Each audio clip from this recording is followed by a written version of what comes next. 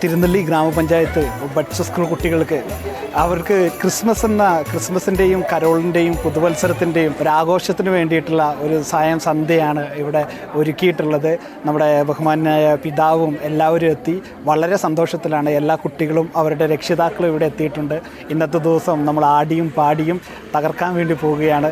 അപ്പോൾ പിന്നെ എല്ലാവർക്കും തിരുനെല്ലി ഗ്രാമപഞ്ചായത്ത് ബഡ്സ് സ്കൂളിൻ്റെ ഒരു ക്രിസ്മസ് പുതുവത്സര ആശംസകൾ നേരുന്നു. നിങ്ങൾക്ക് ഒരുപാട് നന്ദിയുടേതാകട്ടെ, ഒത്തിരി സന്തോഷത്തിൻ്റെതാകട്ടെ.